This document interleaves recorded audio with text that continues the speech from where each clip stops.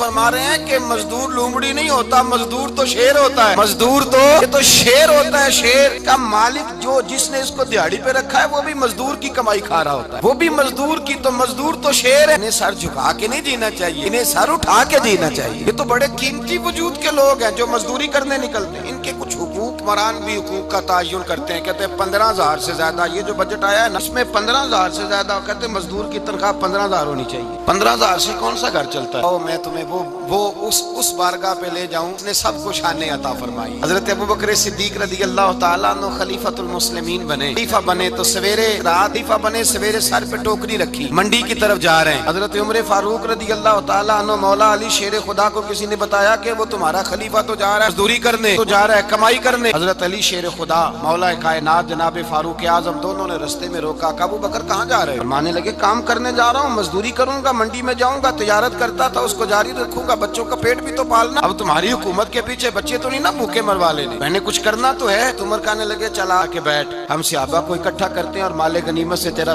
وظیفہ لگاتے ہیں، آپ کو وظیفہ ملے گا مانا، آپ بیٹھ کر کے مسجد میں ڈیوٹی کریں۔ بیٹھ گئے، مشاورت ہوئی تو حضرت ابوبکر صدیق رضی اللہ تعالیٰ عنہ سے پوچھنے لگے جناب بتلائیے آپ کا کتنا وظیفہ لگایا جائے؟ حضرت ابوبکر صدیق فرمانے لگے اتنا لگا دو جتنی ایک مزدور کی تنخواہ ہوتی ہے۔ تو ایک صحابی بول کے بڑے میٹھے اور دھیمے لہجے میں کہنے لگے ابوبکر اگر تیرا گزارا نہ ہوا تو، اگر تیرا گزارا نہ ہوا تو حضرت ابوبکر صدیق فرمانے لگے اگر میرا گزارا نہ ہوا میں مزدوروں کی تنخواہوں میں اضافہ کر دوں گا، اگر مزدوروں کے گھر جلنے لگیں گے تو میرا بھی چلے گا، میں ان کی تنخواہیں بڑھاؤں گا صرف اپنی۔ تو مزدور کے حقوق کا تعین کیا۔ سب سے پہلے تو میرے نبی پاک علیہ السلام نے منع فرمایا، فرمایا جس کو مزدوری پر رکھو اس کے ساتھ اجرت طے کرو۔ حضور صلی اللہ علیہ وسلم نے فرمایا جب تک اجرت واضح نہ ہو جاؤ کسی کو کام پر، جب تک اجرت واضح نہ ہو جائے، مکمل نہ ہو جائے کہ کیا دینا ہے کرے، کیا لوگے جو جناب دے دیں گے لے لوں گا، یہ اس کو پسند نہیں کرتی، محبوب نہیں رکھتی۔ پہلے اس کے ساتھ پہلا حق مزدور کو یہ دیا۔ مزدور کا دوسرا حق کیا بیان کیا میرے نبی پاک نے؟ میرے حبیب کریم علیہ الصلوۃ والسلام نے فرمایا پہلے طے کرو، کیا خوبصورت لفظ ہے، قانون بنا دیا، فرمایا جب مزدور مزدوری کر لے اس کا پسینہ خشک ہونے سے پہلے اسے ادا کر دینا، اس کا پسینہ خشک ہونے سے پہلے اسے اس کی مزدوری دے دو۔ ارے نے محنت کی ہے اپنے گھر جائے، نہیں کہ اس نے مزدوری کیا تو تم نے کہا نہیں ادھر سے پینٹ صحیح نہیں ہوا، یہ تو لے جا 2,000 پھر میں تیرا حساب کروں گا، ابھی ذرا میں چیک کرا لوں 2-4 لوگوں کو بلا کر کے، وہ فلاں جگہ سے نا کونا خالی رہ گیا۔ اللہ سے ڈرنا چاہیے، اگر اللہ تبارک و تعالیٰ نے 2-1 آدمیوں کو ملازم آپ کا بنا دیا ہے پھر خیال ہونا چاہیے۔ ایک صحابی اپنے خادم غلام کو مار رہے تھے تو میرے نبی پاک تشریف لائے، میں کیوں اسے مار رہا ہے؟ حضور غلطیاں بڑی کرتا ہے۔ نبی پاک نے فرمایا جتنا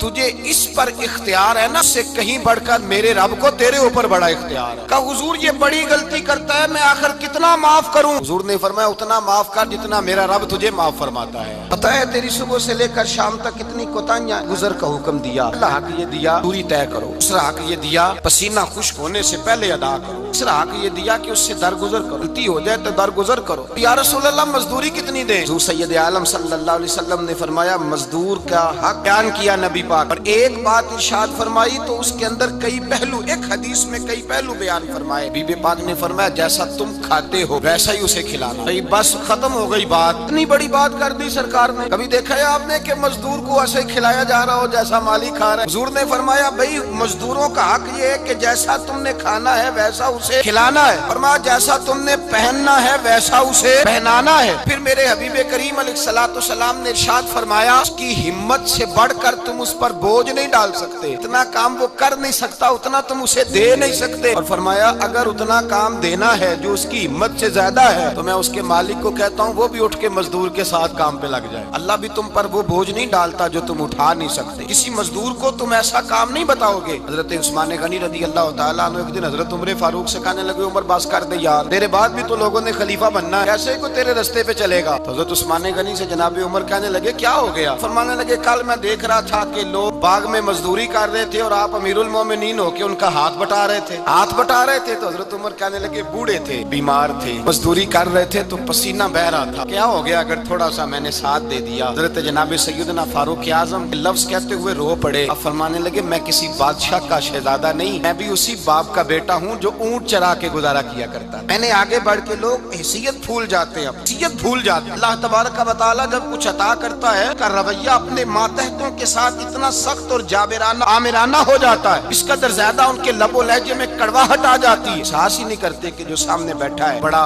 एक ही इंसान है और वो तकलीफ में है, वो आजमाइश में अपने आप को मुब्तला समझ रहा है। हजरत अबू ज़र गिफारी रज़ियल्लाहु ताला अन्हु फरमाते हैं, मैं अपने मातहतों के हक में बड़ा सख्त था, सख्त थी मेरी तबीयत, मेरे गुलामों की जुर्रत ही नहीं थी कि वो मेरे सामने गुफ्तगू कर सके, ठहर भी सके। माते जिस दिन मैं कलमा पढ़ने गया, मैंने कहा हुजूर कोई खास नसीहत? तो नबी पाक ने फरमाया, मेरी नसीहत तेरे लिए ये है, जैसा तूने खाना है वैसा ही गुलाम को खिलाना है, ऐसा तूने पहनना है वैसा ही गुलाम को पहनाना है। हजरत अबू ज़र कहते हैं, जो मेरे अंदर कमी थी वही मेरे नबी ने नसीहत कर दी, जो मेरे अंदर कोताही थी वही गैब जानने वाले रसूल ने बतला दी। फरमाते मैं घर गया, जब मैं जाता था तो मुलाजिमों का सांस खुश्क हो जाता था, कांपने हाँपने लगते थे कि जाने अब ये क्या करेगा। हजरत अबू ज़र गिफारी फरमाते मैं गया, एक शख्स से मैंने कहा खाना पकाओ, खाना पकाया, दस्तरखान पे लगाया और अपने सारे मुलाजिमों को कहा आओ यार मेरे साथ बैठ के रोटी खाओ, आओ सारे मेरे साथ बैठ के खाना खाओ। फरमाते उन्होंने खाना खाया, फिर मैं उनको बाजार ले गया, जैसे कपड़े मैं पहनता था वैसे ही मैंने उनके लिए भी खरीदे। फरमाते हैं मेरे गुलाम कहने लगे, आका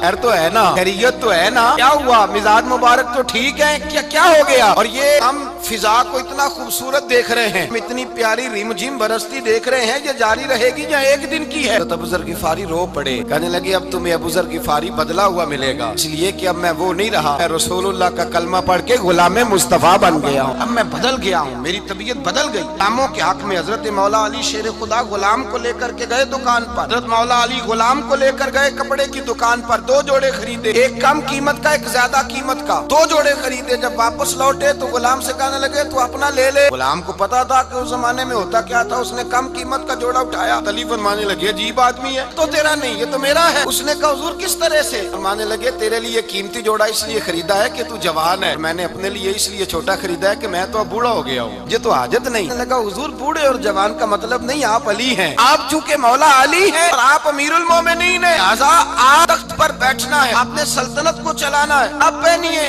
अली फरमाने लगे तू मेरा गुलाम बना है ना, तूने अभी मेरे नबी का दीदार नहीं ना किया, तू बाद में आया है ना, तू उस दौर में होता तू जान जाता। ये अमल मेरा है पर इसके पीछे जो नसीहत के फूल है वो मुस्तफा के अता फरमाए हुए। भाई याद रखें, ये करीम सैयद आलम सल्लल्लाहु ताला अलैहि वसल्लम ने तायुन फरमाया मजदूर के हुकूक का। हकीम बिन हिजाम कहते हैं मैं हुजूर की बारगाह में बैठा था तो नबी पाक सल्लल्लाहु अलैहि वसल्लम से मैंने कहा या रसूल अल्लाह आपको कौन सा आदमी पसंद है, कौन सा मेहनत करने वाला पसंद है? हुजूर ने फरमाया जिसके दोनों हाथ काम करें, दोनों पैर चलें, उसकी पेशानी पर पसीना आए, वो बंदा मुझे बड़ा अच्छा लगता है। आज लोग मजदूरी नहीं करते, दाएं बाएं देखते हैं, वो अंदर वो तवानाई, वो गैरत, वो खुददारी पैदा नहीं करते। भाई दन को झुका देता है खैरात का पत्थर, जहाँ में मांगने वालों के सर कभी ऊंचे नहीं होते। एक बार कहने लगे गैरत है बड़ी चीज जहाँ ने तगो दो में पहनाती है, ये फक्र को ताजे सरदारा। अपने अंदर ये तवानाई पैदा करनी चाहिए, कोशिश करनी चाहिए। मेरे नबी करीम सल्लल्लाहु अलैहि वसल्लम ने फरमाया तुम्हारे बाज गुनाह ऐसे हैं जो सिर्फ तुम मजदूरी करने जाओगे तो अल्लाह तुम्हारी मजदूरी की वजह से ही तुम्हारे गुनाह माफ फरमा देगा। अल्लाह तुम्हारी मेहनत और कोशिश के सबब से तुम्हारी उन गलतियों से दरगुजर फरमाएगा। हबीब करीम ये आलम सल्लल्लाहु अलैहि वसल्लम ने फरमाया मजदूर जब कयामत के दिन आएगा, भाई आलिम तो आया, सूफी तो आया, दरवेश तो आया, काबा तो आए, काना तो शफात के लिए शुमार किया गया। मुस्तफा ने फरमाया जब मजदूर आएगा, मजदूर की सबसे बड़ी गलती ये है कि मजदूर अपने आप को नीच समझता है। मजदूर की सबसे बड़ी गलती ये है कि ये अपने आप को छोटा समझता है। की ज्यादती ये है कि ये अपनी सोच को बड़ा नहीं करता, ये समझता है नहीं कि भाई मैं तो दो हाथों की मेहनत की कमाई खाता हूँ, ये आरज़ुए करम और मैं आपसे करूँ, भीख उसको दीजिए जिसका खुदा ना हो। मजदूर की ज्यादती ये है कि ये अपने आप को छोटा जानता है। मेरे मुस्तफा ने फरमाया जब मजदूर मेहनत करने वाला कयामत के दिन आएगा तो उसका चेहरा इस तरह चमकेगा जिस तरह 14वीं का चांद चमका करता है, इस कदर उसका चेहरा चमकेगा। वो आएगा वो सुबह कयामत। मेरे भाइयों मजदूर अजीब